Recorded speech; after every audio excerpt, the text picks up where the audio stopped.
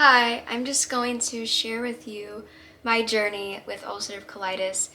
Um, so to start off, ulcerative colitis is a lifelong disease and it is inflammation in your intestines, which causes thus bleeding. So a lot of fun stuff. I can give you some more information on that, but it is a very, very difficult disease, a very silent disease that most people don't know about. I didn't know anything about it until I was diagnosed. And you never think things are that serious until it happens to you. This disease, it made me grow up at a very young age, and it was very hard. I see it as a blessing.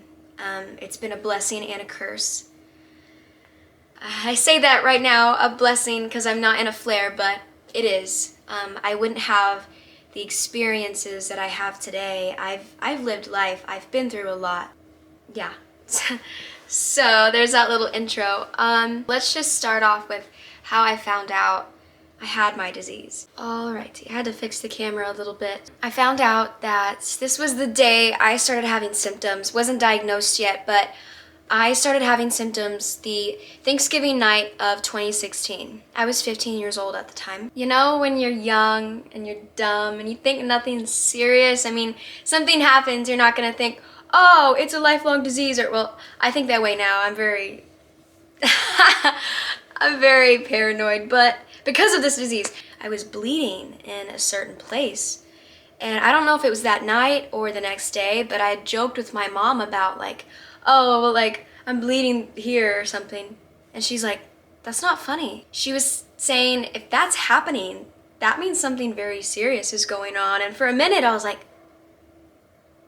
that is kind of scary. I mean, I don't know, but it's just like I went on. And my mom scheduled a doctor's appointment pretty soon after that because I could tell that she was very worried. I guess I just expected it to go away. I push everything away. That's a problem in itself, but. So my mom got a hold of the pediatric doctor and we went to go visit with him. Based on my symptoms, he said it wasn't sounding too good, which my only symptom was bleeding, but when that happens, it's only a number of things. So it was something about like, he said worst case, it could be lifelong disease, ulcerative colitis, or Crohn's disease. But there was something else. I think it was like some kind of inflammation thing. It was like, it started with a P. I don't know, I need to go back and look. But he said a colonoscopy would say for sure. He thought it was very interesting that I didn't have any other symptoms besides bleeding. Most patients come in having like a lot of pain, nausea, weight loss, all these things.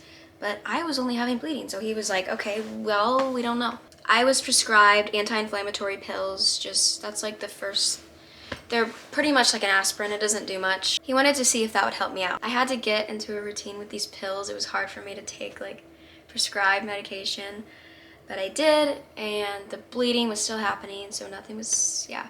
So we were just waiting on my colonoscopy. The time comes for my colonoscopy. I had the first colonoscopy my spring break of 2017. I just remember the anesthesia hitting me really hard because my dad has some funny videos of me. So that was funny, but I get home from the colonoscopy and my dad kind of sits me down after I'm not all loopy and stuff. And he just briefly talks about how, hey, so the doctor said that you do have a lifelong disease and it's ulcerative colitis. It was the worst case. He was telling me all that. I just was like, all right. I'll have to be on medication for life. Colonoscopies, better get used to them. Expect to be in a lot of pain, all these things. And so it didn't hit me. It didn't at all. I went on with my spring break. I think we went to New Mexico. I didn't think anything of it. I was like, okay, like I don't know what from here, but you know. I meet with my doctor again, and at this point we're just trying to get the bleeding under control. He wanted to put me on a corticosteroid called prednisone.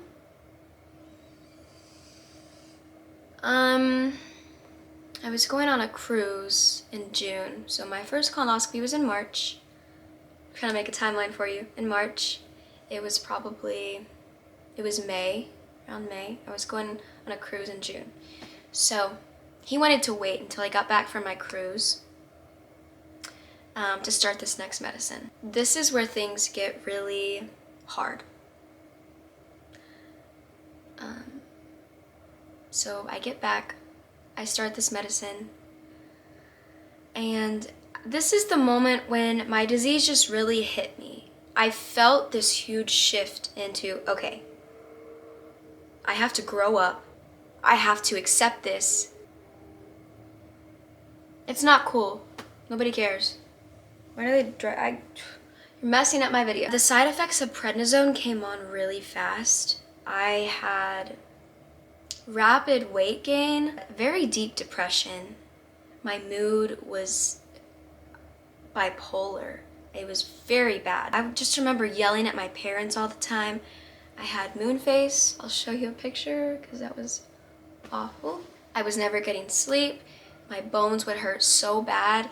My teeth would hurt to where I had to change how I was breathing. It hurt to breathe. And so every time I take a breath, close my mouth. It's crazy that they still hurt right now because of that medicine. So many things that I've lost that I will never get back, that I will never feel again. It was a very miserable time. Very miserable time. So these side effects had a long time to marinate over the summer, so my face was big and puffy. I was getting ready to go back to school, not looking forward to it because I was going through a lot. I didn't tell anybody what was going on, and then people would question like, oh, like, if I would post like I'm at the doctor, they'd be like, what's wrong? I'd be like, oh, I have a disease. Like, nothing more than that. So when I went back to school, the first thing that happened when I walked in the door, my boyfriend at the time, which boyfriends in high school, I mean sophomore, this was my sophomore year, boyfriend. My boyfriend and my friend group at the time, they were laughing at me because of my face. That really hurt me because I knew exactly what they were laughing at.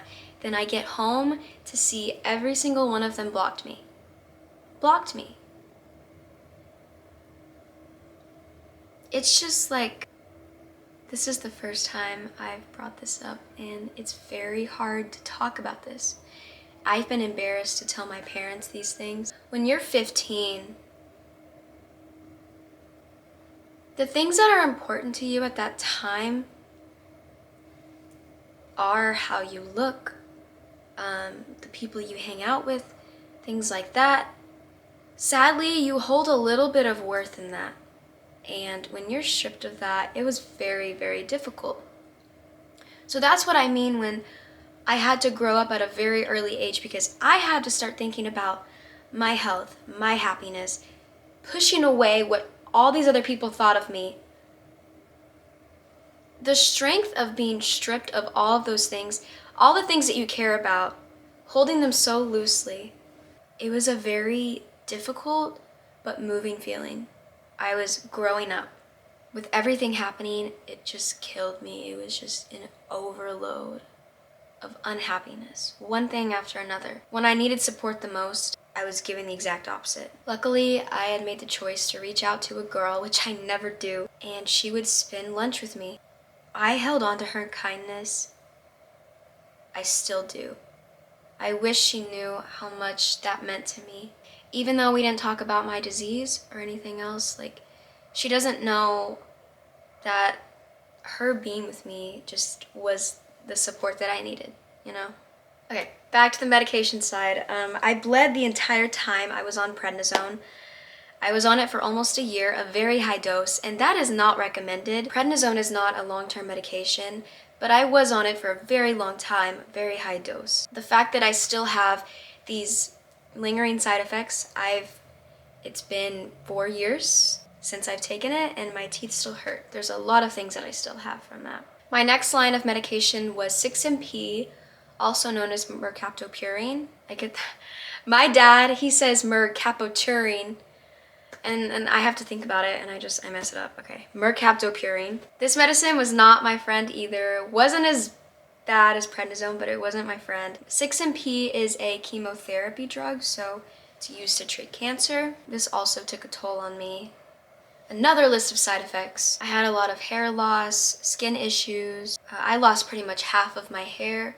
I also had mouth sores just covered in my mouth. It was so painful, and my hair has never been the same since. At school, my hair would fall onto the back of the chair when I was sitting down, and people would point it out and think it's really gross. I about cried when that happened.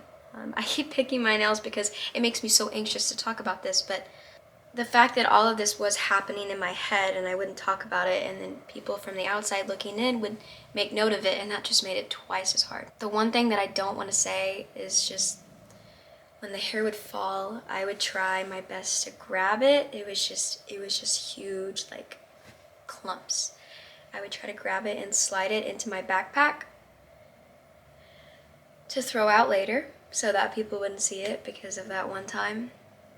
Actually more times, but that was very sad for me. It was very sad. So I got off that medication as soon as I could because it was barely helping me. I ended up being on mercaptopurine for about a year. In the summer of 2018, my parents and I wanted a second opinion, so we went to the Mayo Clinic. We were scheduled for another colonoscopy and endoscopy, all these other, I did an MRI as well. Basically, we were, I don't know, it's hard to accept that you have this lifelong disease. It's just like our brains, we were just spinning wheels, just like it wasn't clicking. We couldn't, after we did the colonoscopy and everything, they're like, hey, the diagnosis is correct. She does have ulcerative colitis. It's moderate to severe. She's gonna have it for life. She has to be on medication for life. And if she can't find a medication that works, then she has to have surgery and have her intestines removed and an ostomy bag for life. And it's like, oh, okay, great. It's very hard to find a medication that fits you, that doesn't affect you in such a bad way, because these medications, when you're taking them, they will help your gut. Maybe not even help it enough to where you need it, but it's gonna attack other things in your body. The rest of your body's gonna suffer. Pick which pain you want. I mean, that's kind of how it goes, sadly. Still very hopeful. We went home, and my parents had made an appointment with a new doctor because they thought my last doctor was not very compassionate and how we felt when I was on prednisone and stuff.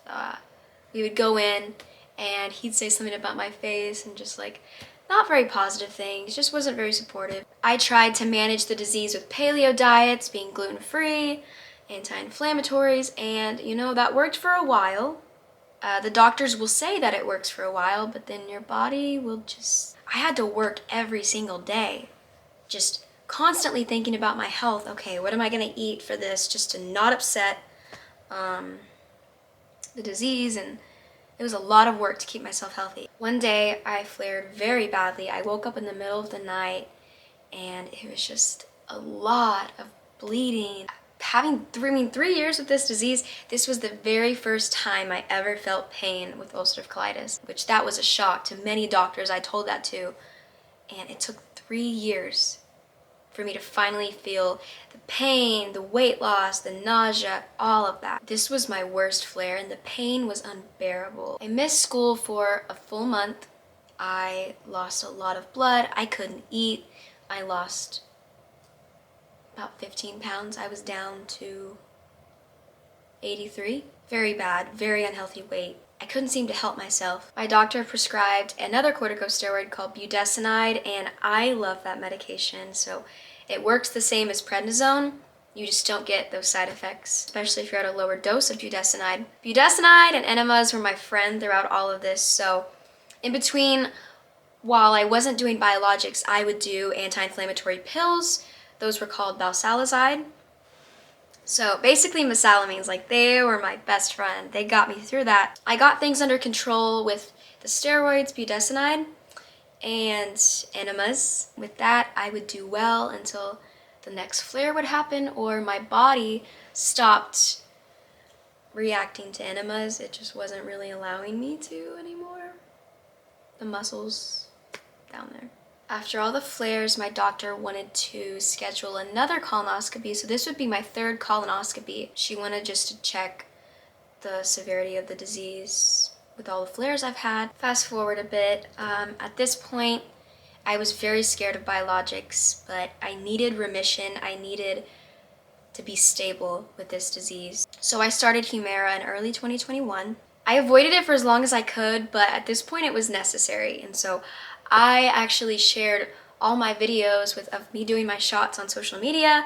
People were really interested, so I would just record every other week when I was giving myself these shots. So after 4 of these shots, not even a few months later, I had a really bad reaction to Humira. A rash just spread all over my body. I mean, it was everywhere. It was itchy, burning, just irritated. It was so bad, just very inflamed. So my doctor said I needed to go to the ER.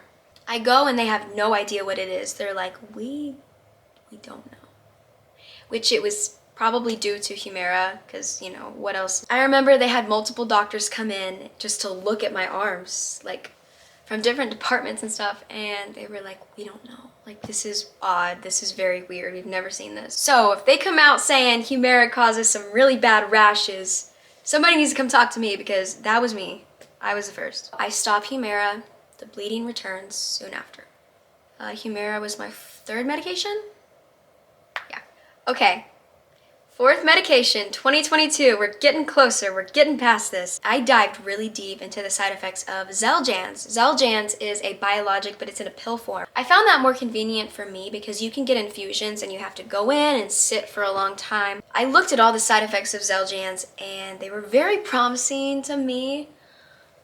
I just felt like the pros really outweighed the cons with this medication. It's a fairly new medication. Xeljanz is what I'm on currently, and it has been phenomenal. The main side effects I experience with it are upper respiratory infections, frequent infections, but they're very small. You just have to make sure that you're staying healthy, eating the right foods, you know, doing what you should normally be doing when you have ulcerative colitis. I just hit a year on this medication, and I've been in remission since. So yay! Whatever God has in store for me, I'm just ready for it. God forbid, I'm ready for the next flare. If it happens, I'm ready for the next medication, surgery, whatever it be. We just move on. We have to. What I do want you guys to know is that these are my experiences and everybody's body is different. So when I talk about these medications, of course it's going to be different for everyone. But I just wanted to share my story, and I'll be doing another Q&A. Not another, but I'll be doing a Q&A soon. So if you have any questions that you want to leave below, I will do my best to include them in my next video and answer them as best I can. You can also follow my Instagram at Karsen Veazey. I talk a lot about my disease on there. I have a saved story highlight on there. I keep using my hands. But yeah, I just thank you guys for being on this journey with me. I would really like to talk more about my disease because it's a very big part of my life. Yeah. Thank you.